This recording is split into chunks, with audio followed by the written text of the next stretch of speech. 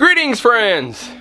It's not every day that we get visitors here on our homestead, but recently we had some visitors. And it was a couple by the name of Austin and Heather, and they're really a cute couple. Yeah. And when they came, I must apologize because I put them to work right away. I don't know, I didn't even really think about it. We probably should have eased into it a little bit more, but we had something to do on the homestead and they were like, can we help out? I'm like, sure, come on, you can do this. And we were feeding greens to the chickens and the ducks, and they were really hands-on right off the bat. That was really neat because I love when people are enthusiastic about wanting to do something. Yes. Because that's how I am. And he loves putting people to work. Yeah, but I like to work too. Yes. Also, while they were here, and well, I should say prior to that, prior to them arriving, I didn't know that they hadn't had much experience, hands-on experience with being on a homestead.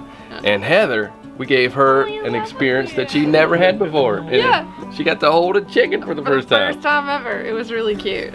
It was so cute just to see her eyes as she was just, as she was starting to hold the chicken that she had, I could kind of tell. I was like, I don't think she's ever held a chicken before. And I didn't want to offend her, but I did have a couple of suggestions on how to hold the chicken just a little bit better. Yes. But just to see her glow of holding the chicken was pretty neat. She loved it. She really, really loved it. It was really neat. And also while they were here, you showed them the goats and let them actually feed them from their hands. Fed the goats. All right, guys. Yeah, I'd split them between your hands. Okay. Should I do it at the same time? Oh yeah, you can, because they'll go after it.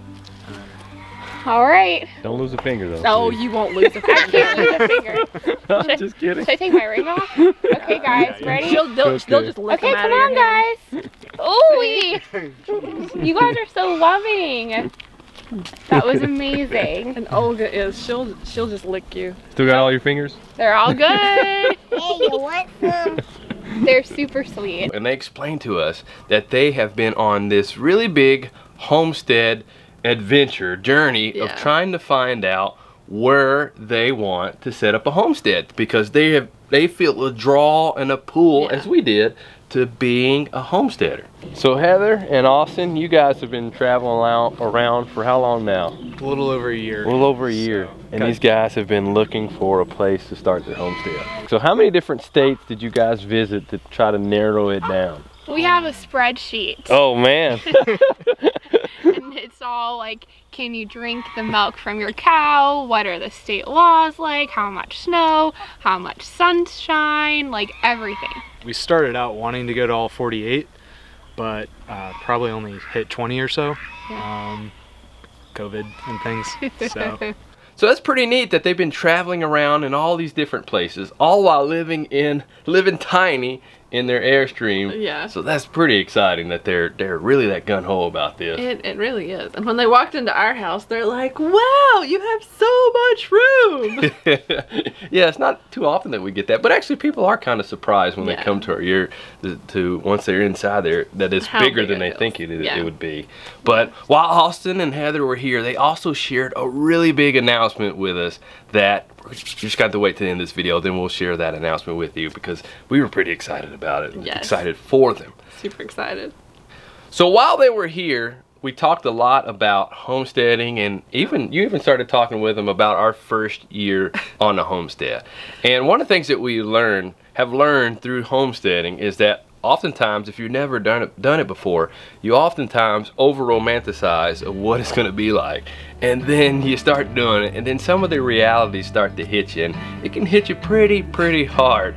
And I think that I know that not everyone is going to be a homesteader, but I feel like every single person can benefit from a homesteading lifestyle because it will push you. You will go through hard things. You will experience animal deaths if you have livestock. You will be pushed in so many ways that you didn't know that you could be pushed. Doing new things, getting dirty, getting bloody, getting sweaty. Crop failure. Yeah. I mean, those things you just don't necessarily envision going into it. You're kind of like, blind. You always think about, you're gonna go gather the eggs in the morning and you're gonna come back in and you're gonna have your nice breakfast and, you know, homemade biscuits and all these other things, or you're gonna go milk your animal and it's all gonna be so wonderful, and at times it is. But there's other times where you go out and you find a dead animal, or you go out and the animal is out and you have to go chase it down and it's freezing rain outside, or you hear something in the middle of the night and you have to go out there, run out there in your pajamas whenever it's like 20 degrees. Life happens. And I still remember you actually brought it up when they were here, that one of the things that I had to do early on, or that first year that we were here, is I had to go scoop up buckets of water from the pond, carry it up the hill each day to provide water for our animals. And it wasn't only you doing it, yeah, you helped I out had too. to do it too. But that was a task that we did each day, and I'm glad we're not doing that one anymore. Yeah. That was before we actually had the ability to run water hoses and we had our water system set up. So those are some of the things you have to deal with in your first year. Yeah. And I must say, under 5 years is a really tough time on your homestead. You're growing, you're learning new skills, and you're figuring out how to handle the challenges along with setting up infrastructure and all that. And it can be a really tough time. That first year you have the enthusiasm and you're ready to go, but after a while that enthusiasm starts to get grounded down and it starts to fade because life hits you, reality hits you.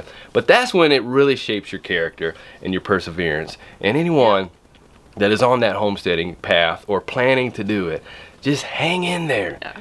Hang in there, try your best to make wise decisions, continue to learn and grow, get around other people who are doing similar things as you that you want to mimic and be like them. Yeah. And then after, I think that 5 year period is usually like that turnaround where you feel like, hey, this is working.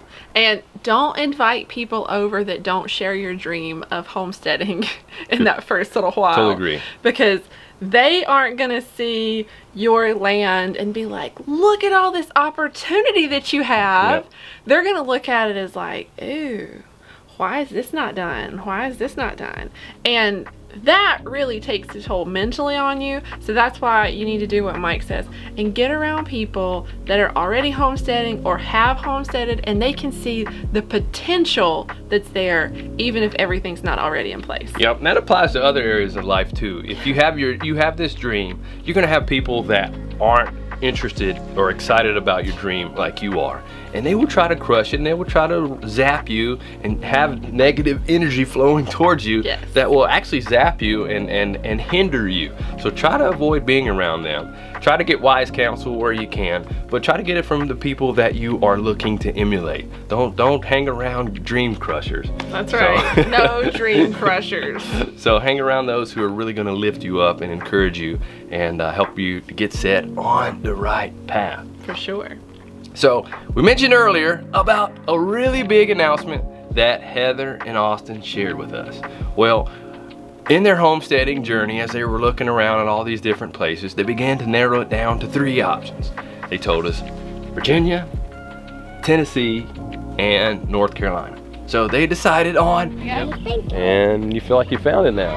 Yeah, we decided on North Carolina like last week. We were sitting around the fire on Wednesday night or something. Yeah.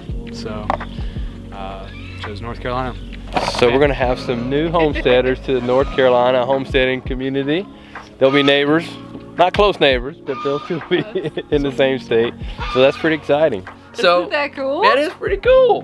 That they're gonna be like neighbors of ours. They're not really gonna be really close neighbors, but they're gonna be neighbors. A couple hours away. A couple hours away, but they invited us and we accepted to be able to help them as they begin developing their homestead. So I'm pretty excited about that, to be able to provide them with some coaching as they're building their homestead, and hopefully they can avoid making some of the mistakes that we made as we were beginning ours. So they still have to find their property, but we're, super excited for them, and I look forward to hearing that day. Yeah, and they got a couple places in mind that they're looking at, prospective places, and they hope to narrow it down before the spring comes. So we're pretty excited about that for them. And they're a really cute couple, and we wish them the best success and want to do what we can to help them out in that adventure. For sure.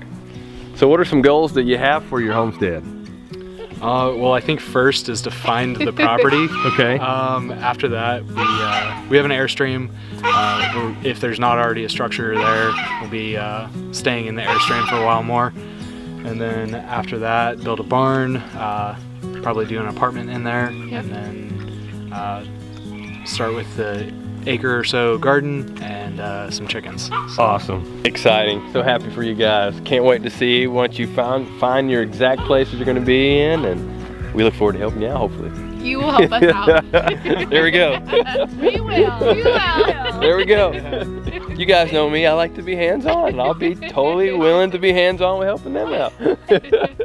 Also, another thing that we had to do in our first year, which was kind of difficult, was before we set up our yurt here, there was already a trailer with an add-on built onto it right here, but it was unlivable, and it's where your grandfather actually used to live. Yeah, both my grandparents. So we had to do demo on that before we lived here, and that was more taxing than I initially thought it was going to be. Yeah, well, and especially whenever you have small children, and I think, you know, 18 months, 2 years, 3 years old, right around in there. That's how old they were when we were doing that. So we were juggling the demo here with raising the kids and me working off-site on the homestead, and it was quite a juggling act. That's crazy. But I still remember as I was working on using the excavator of tearing the building down, you were really close by, and I actually Taking pictures. used the excavator, and I was tearing this one piece off, and it came off way easier than I thought it was going to, and this piece went flying right towards it. I'm like, oh no. So thankfully it didn't hit you, but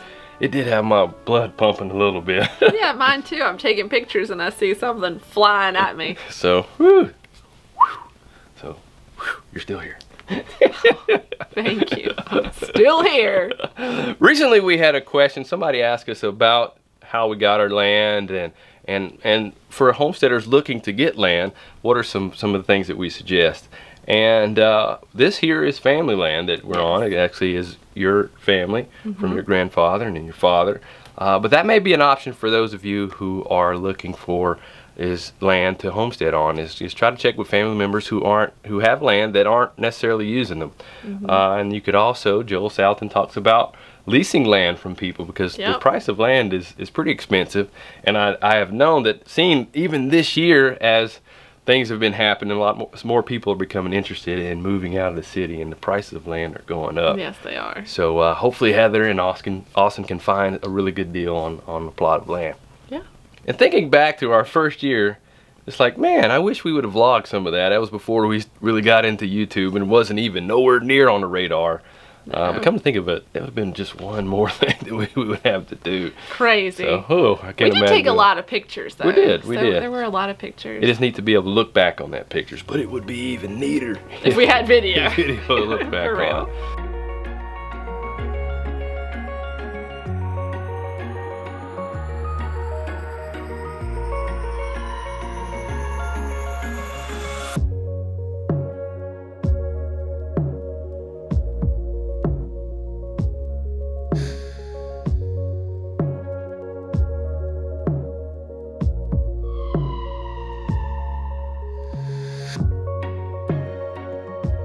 Thank you for joining us now in these parts of our adventure, but sorry you missed out on those. But you can stay tuned for our future adventures on our homestead, as well as when we go to visit Heather and Austin. Hopefully we can do that in the spring, summer, and whenever they start getting their homestead in the making, in progress.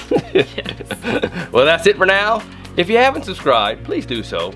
Click the subscribe button below and click on that bell to receive a notification each time we release a new video. We're really trying to reach 100,000 subscribers. We really would like to do that, and we thank you for being our subscribers and our viewers. We really, really appreciate each of you. We just have that little goal that we've had, so hopefully you can help us to hit it. And feel free to share any of our videos with your friends or family.